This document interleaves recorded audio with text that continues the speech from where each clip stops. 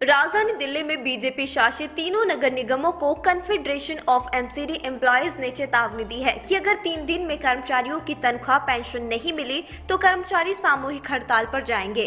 दरअसल ये बात आम आदमी पार्टी के मुख्य प्रवक्ता सौरभ भारद्वाज ने बताई।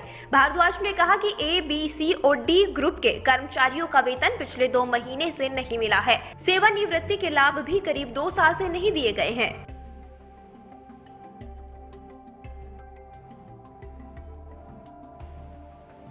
सौरभ भारद्वाज ने कहा कि अगर बीजेपी के नेताओं से होर्डिंग का पैसा वसूला जाए तो सभी कर्मचारियों को वेतन और पेंशन दी जा सकती है। दिल्ली सरकार ने एक बकाया रुपया एमसीडी को दे दिया है। दिल्ली को बदनाम करने के लिए बीजेपी साजिश रच रही है। भारद्वाज ने कहा कि दिल्ली के ऊपर एक बहुत बड़ा संकट मंडरा रहा है। दिल्ली के लोग कोरोना से जूझकर उभर रहे हैं। दिल्ली में डेंगू की रोकथाम के लिए बहुत कोशिशें चल रही हैं। अब प्रदूषण से लड़ने के लिए सरकारी तंत्र तैयार हो रहा है। इसके अंदर बड़ी भूमिका दिल्ली नगर निगम की होती है। पर एक बहुत बड़ा संकट मंडरा रहा है, उसके बारे में हम कर रहे हैं। दिल्ली के लोग कोरोना से जूझ के उभर रहे हैं।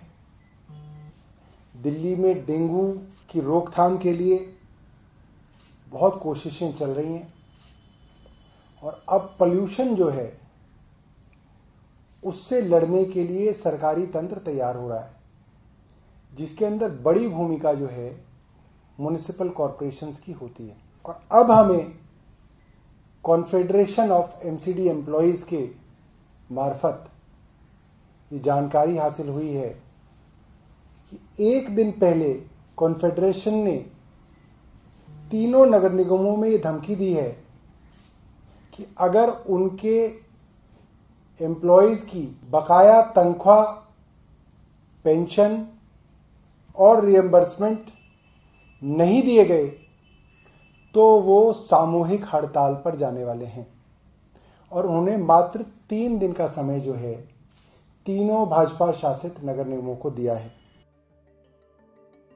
आप प्रवक्ता ने कहा कि कॉन्फेडरेशन ऑफ एमसीडी एम्प्लॉयज ने 1 दिन पहले तीनों नगर निगमों को चेतावनी दी है कि अगर उनके कर्मचारियों की बकाया तनख्वाह, पेंशन और अन्य लाभ नहीं दिए गए तो वह सामूहिक हड़ताल पर जाने वाले हैं। तीनों बीजेपी शासित नगर निगमों को 3 दिन का समय दिया गया है।